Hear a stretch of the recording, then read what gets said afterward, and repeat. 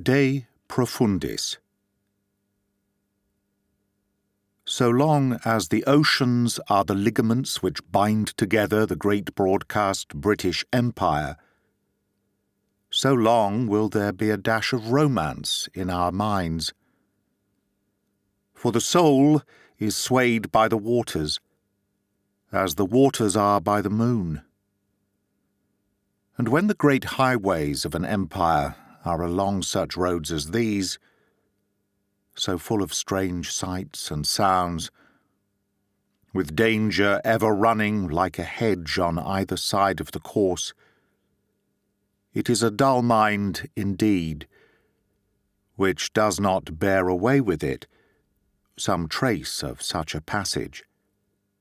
And now Britain lies far beyond herself, for the 3-mile limit of every seaboard is her frontier, which has been won by hammer and loom and pick, rather than by arts of war. For it is written in history that neither king nor army can bar the path to the man who, having twopence in his strong box, and knowing well where he can turn it into threepence, sets his mind to that one end. And as the frontier has broadened, the mind of Britain has broadened too, spreading out until all men can see that the ways of the island are continental, even as those of the continent are insular. But for this a price must be paid, and the price is a grievous one, as the beast of old must have one young human life as a tribute every year, so to our empire we throw from day to day the pick and flower of our youth. The engine is worldwide and strong, but the only fuel that will drive it is the lives of British men. Thus it is that in the grey old cathedrals, as we look round upon the brasses on the walls, we see strange names, such names as they who reared those walls had never heard. For it is in Peshawar, and Umballa, and Corti, and Fort Pearson that the youngsters die, leaving only a precedent and a brass behind them. But if every man had his obelisk even where he lay, then no frontier line need be drawn, for a cordon of British graves would ever show how high the Anglo-Celtic tide had lapped. This, then, as well as the waters which join us to the world, has done something to tinge us with romance. For when so many have their loved ones over the seas, walking amid hillman's bullets or swamp malaria, where death is sudden and distance great, then mind communes with mind, and strange stories arise of dream, presentiment, or vision, where the mother sees her dying son, and is past the first bitterness of her grief, ere the message comes which should have broken the news. The learned have of late looked into the matter, and have even labelled it with a name. But what can we know more of it, save that a poor stricken soul, when hard-pressed and driven, can shoot across the earth some 10,000-mile distant picture of its trouble, to the mind which is most akin to it? Far be it from me to say that there lies no such power within us. For of all things which the brain will grasp, the last will be itself. But yet it is well to be very cautious over such matters. For once, at least, I have known that which was within the laws of nature seemed to be far upon the further side of them. John Van Sittart was the younger partner of the firm of Hudson and Van Sittart, coffee exporters to the island of Ceylon, three-quarters Dutchman by descent, but wholly English in his sympathies. For years I had been his agent in London, and when in 72 he came over to England for a 3-month holiday, he turned to me for the introductions which would enable him to see something of town and country life. Armed with 7 letters, he left my offices, and for many weeks scrappy notes from different parts of the country let me know that he had found favour in the eyes of my friends. Then came word of his engagement to Emily Lawson, of a cadet branch of the Hereford Lawsons, and at the very tail of the first flying rumour, the news of his absolute marriage. For the wooing of a wanderer must be short, and the days were already crowding on towards the date when he must be upon his homeward journey. They were to return together to Colombo, in one of the firm's own 1,000-ton bark-rigged sailing ships, and this was to be their princely honeymoon, at once a necessity and a delight.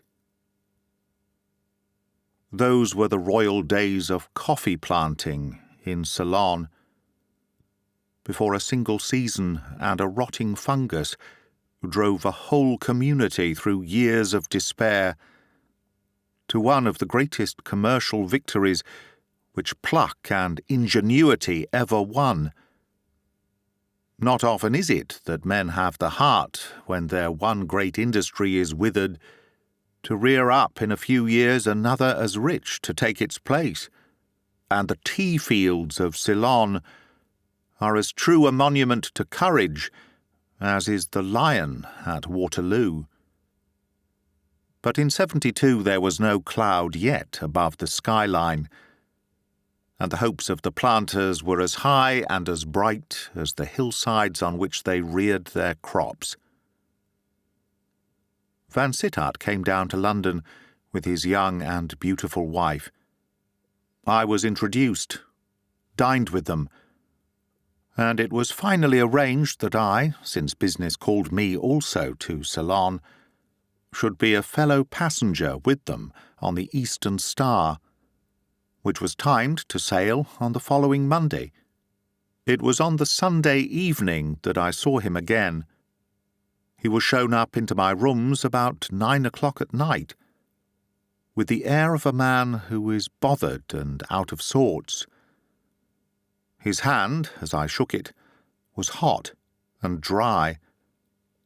"I wish, Atkinson," said he, "that you could give me a little lime juice and water. I have a beastly thirst upon me, and the more I take, the more I seem to want." I rang and ordered a carafe and glasses. "You are flushed," said I. "You don't look the thing." "No, I'm clean off colour. Got a touch of rheumatism in my back, and don't seem to taste my food. It is this vile London that is choking me. I'm not used to breathing air which has been used up by 4 million lungs, all sucking away on every side of you." He flapped his crooked hands before his face, like a man who really struggles for his breath. "A touch of the sea will soon set you right." "Yes, I'm of one mind with you there. That's the thing for me. I want no other doctor. If I don't get to sea tomorrow, I'll have an illness. There are no two ways about it." He drank off the tumbler of lime juice, and clapped his 2 hands, with his knuckles doubled up, into the small of his back. "That seems to ease me," said he, looking at me with a filmy eye. "Now, I want your help, Atkinson, for I am rather awkwardly placed." "As how?" "This way. My wife's mother got ill, and wired for her. I couldn't go. You know best yourself how tied I have been, so she had to go alone. Now, I've had another wire to say that she can't come tomorrow, but that she will pick up the ship at Falmouth on Wednesday. We put in there, you know. Though I count it hard, Atkinson, that a man should be asked to believe in a mystery, and cursed if he can't do it. Cursed, mind you, no less. He leaned forward and began to draw a catchy breath, like a man who is poised on the very edge of a sob. Then first it came into my mind that I had heard much of the hard-drinking life of the island, and that from brandy came these wild words and fevered hands. The flushed cheek and the glazing eye were those of one whose drink is strong upon him. Sad it was to see so noble a young man in the grip of that most bestial of all the devils. "You should lie down," I said, with some severity. He screwed up his eyes like a man who is striving to wake himself, and looked up with an air of surprise. "So I shall presently," said he quite rationally. "I felt quite swimmy just now, but I am my own man again now. Let me see, what was I talking about? Of course, about the wife. She joins the ship at Falmouth. Now I want to go round by water. I believe my health depends on it. I just want a little clean first-lung air to set me on my feet again. I ask you, like a good fellow, to go to Falmouth by rail, so that, in case we should be late, you may be there to look after the wife. Put up at the Royal Hotel, and I will wire her that you are there. Her sister will bring her down, so that it will be all plain sailing." "I'll do it with pleasure," said I. "In fact, I would rather go by rail, for we shall have enough, and to spare, of the sea before we reach Colombo. I believe, too, that you badly need a change. Now, I should go and turn in if I were you." "Yes, I will. I sleep aboard tonight. You know," he continued, as the film settled down again over his eyes, "I've not slept well the last few nights. I've been troubled with theological, hang it, with a desperate effort, with the doubts of theologicians, wondering why the Almighty made us, and why he made our heads swimmy, and fixed little pains into the small of our backs. Maybe I'll do better tonight." He rose and steadied himself with an effort against the corner of the chair back. "Look here, Van Sittert," said I gravely, stepping up to him and laying my hand upon his sleeve. "I can give you a shake down here. You are not fit to go out. You are all over the place. You've been mixing your drinks." "Drinks?" He stared at me stupidly. "You used to carry your liquor better than this. I give you my word, Atkinson, that I have not had a drain for 2 days. It's not drink. I don't know what it is. I suppose you think this is drink?" He took up my hand in his burning grasp and passed it over his own forehead. "Great Lord," said I. His skin felt like a thin sheet of velvet, beneath which lies a close-packed layer of small shot.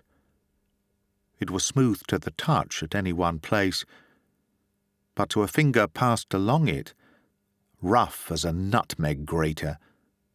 "It's all right," said he, smiling at my startled face. "I've had the prickly heat nearly as bad. But this is never prickly heat. No, it's London. It's breathing bad air. But tomorrow it'll be all right. There's a surgeon aboard, so I shall be in safe hands. I must be off now." "Not you," said I, pushing him back into a chair. "This is past a joke. You don't move from here until a doctor sees you. Just stay where you are."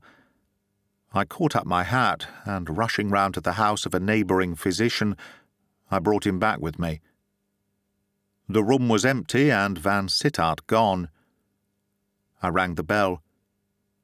The servant said that the gentleman had ordered a cab the instant that I had left, and had gone off in it. He had told the cabman to drive to the docks. "Did the gentleman seem ill?" I asked. "Ill?" The man smiled. "No, sir, he was singing his hardest all the time." The information was not as reassuring as my servant seemed to think. but I reflected that he was going straight back to the Evening Star, and that there was a doctor aboard of her, so that there was nothing which I could do in the matter.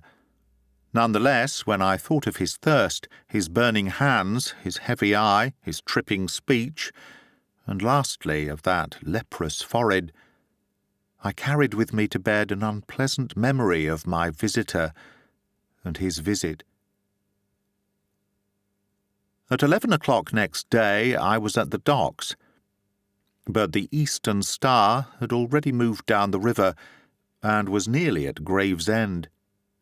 To Gravesend I went by train, but only to see her topmasts far off, with a plume of smoke from a tug in front of her. I would hear no more of my friend until I rejoined him at Falmouth. When I got back to my offices, a telegram was awaiting me from Mrs. Van Sittart, asking me to meet her, and next evening found us both at the Royal Hotel, Falmouth, where we were to wait for the Eastern Star. 10 days passed, and there came no news of her. They were 10 days which I am not likely to forget. On the very day that the Eastern Star had cleared from the Thames, a furious easterly gale had sprung up, and blew on from day to day for the greater part of a week without the sign of a lull. Such a screaming, raving, long-drawn storm has never been known on the southern coast. From our hotel windows the sea view was all banked in haze, with a little rain-swept half-circle under our very eyes, churned and lashed into one tossing stretch of foam. So heavy was the wind upon the waves that little sea could rise, for the crest of each billow was torn shrieking from it, and lashed broadcast over the bay. Clouds, wind, sea, all were rushing to the west, and there, looking down at this mad jumble of elements, I waited on day after day, my sole companion, a white, silent woman, with terror in her eyes, her forehead pressed ever against the window, her gaze from early morning to the fall of night fixed upon that wall of grey haze through which the loom of a vessel might come. She said nothing, but that face of hers was one long wail of fear. On the 5th day I took counsel with an old seaman. I should have preferred to have done so alone, but she saw me speak with him, and was at our side in an instant, with parted lips and a prayer in her eyes. 7 days out from London, said he, and 5 in the gale. Well, the channel's swept clear by this wind. There's 3 things for it. She may have popped into port on the French side, that's like enough. No, he knew we were here. He would have telegraphed. Ah, yes, so he would. Well, then, he might have run for it, and if he did that, he won't be very far from Madeira by now. That'll be it, ma'am, you may depend. Or else, you said there was a 3rd chance. Did I, ma'am? No, only 2, I think. I don't think I said anything of a 3rd. Your ship's out there, depend upon it, away out in the Atlantic, and you'll hear of it time enough. For the weather is breaking. Now don't you fret, ma'am, and wait quiet, and you'll find a real blue Cornish sky tomorrow. The old seaman was right in his surmise, for the next day broke calm and bright, with only a low, dwindling cloud in the west to mark the last trailing wreaths of the storm-rack. But still there came no word from the sea, and no sign of the ship. 3 more weary days had passed, the weariest that I have ever spent, when there came a seafaring man to the hotel with a letter. I gave a shout of joy. It was from the captain of the Eastern Star. As I read the first lines of it, I whisked my hand over it, but she laid her own upon it and drew it away. "I have seen it," said she in a cold, quiet voice. "I may as well see the rest too." "Dear sir," said the letter, "Mr. Van Sittart is down with the smallpox, and we are blown so far on our course that we don't know what to do, he being off his head and unfit to tell us. By dead reckoning, we are but 300 miles from Funchal, so I take it that it is best that we should push on there, get Mr. V into hospital, and wait in the bay until you come. There's a sailing ship due from Falmouth to Funchal in a few days' time, as I understand. This goes by the brig Marion of Falmouth, and £5 is due to the master. Yours respectfully, John Hines." She was a wonderful woman, that. Only a chit of a girl fresh from school, but as quiet and strong as a man. She said nothing, only pressed her lips together tight and put on her bonnet. "You are going out?" I asked. "Yes." "Can I be of use?" "No, I'm going to the doctor's." "To the doctor's?" "Yes, to learn how to nurse a smallpox case." She was busy at that all the evening, and next morning we were off with a fine 10-knot breeze in the barque Rose of Sharon for Madeira. For 5 days we made good time, and were no great way from the island, but on the 6th there fell a calm, and we lay without motion on a sea of oil, heaving slowly, but making not a foot of way. At 10 o'clock that night, Emily Van Sittart and I stood leaning on the starboard railing of the poop, with a full moon shining at our backs, and casting a black shadow of the barque and of our own 2 heads upon the shining water. From the shadow, a broadening path of moonshine stretched away to the lonely skyline, flickering and shimmering in the gentle heave of the swell. We were talking with bent heads, chatting of the calm, of the chances of wind, of the look of the sky, when there came a sudden plop, like a rising salmon, and there, in the clear light, John Van Sittart sprang out of the water and looked up at us. I never saw anything clearer in my life than I saw that man. The moon shone full upon him, and he was but 3 oars' length away.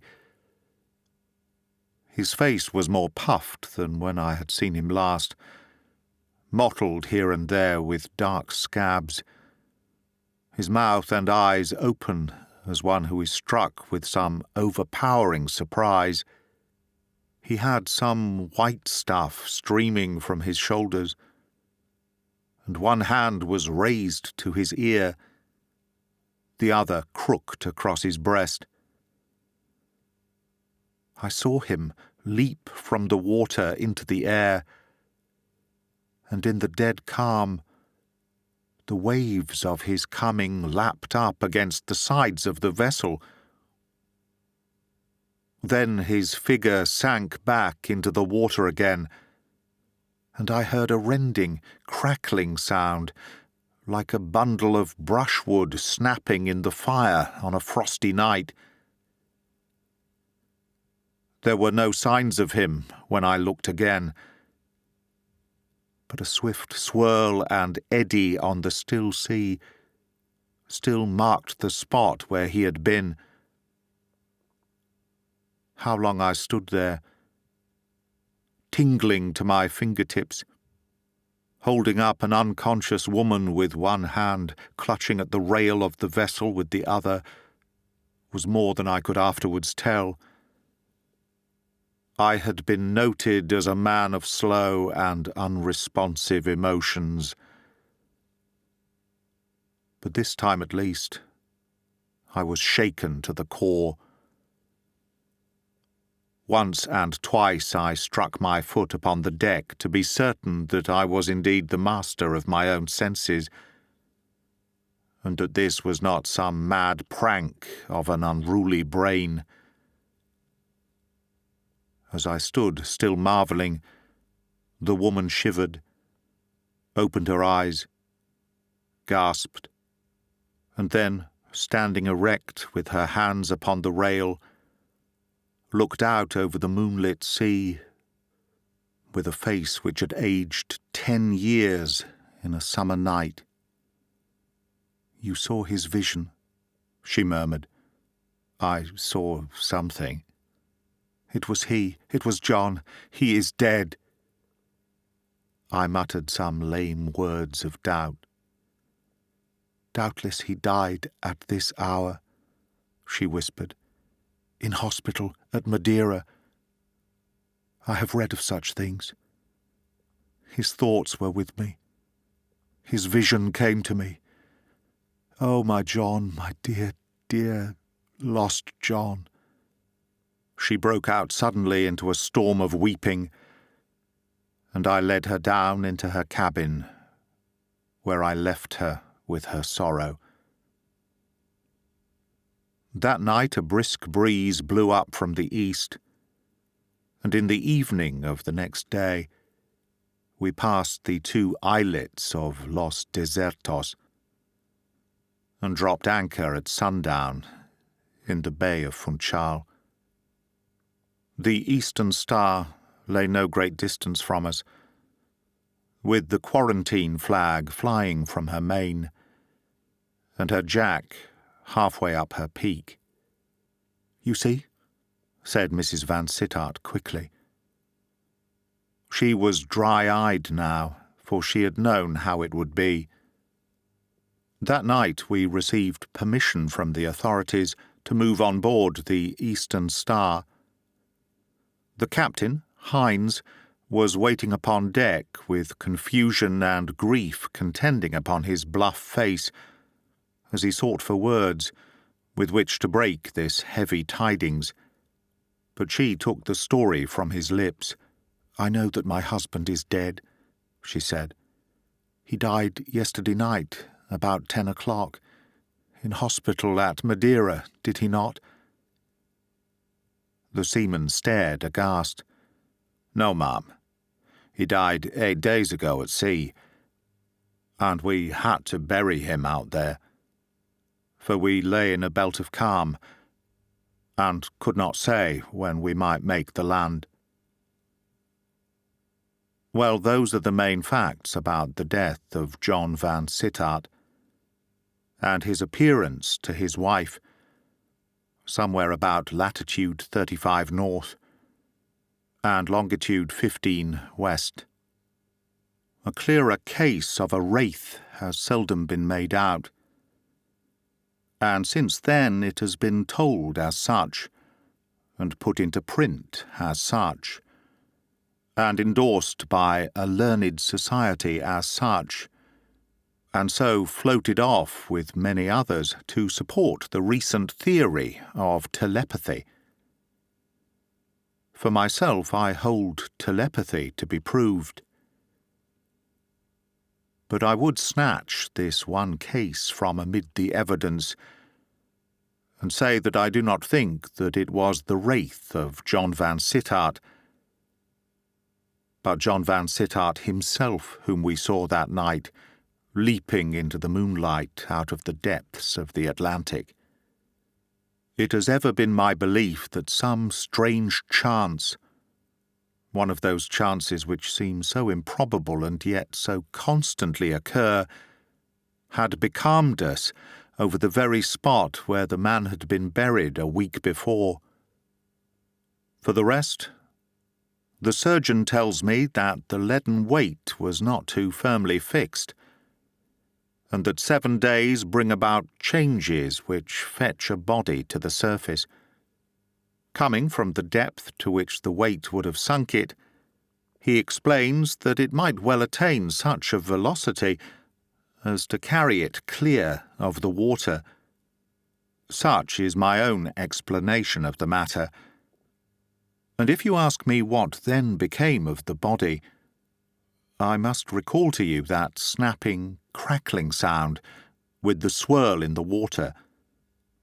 The shark is a surface feeder and is plentiful in those parts.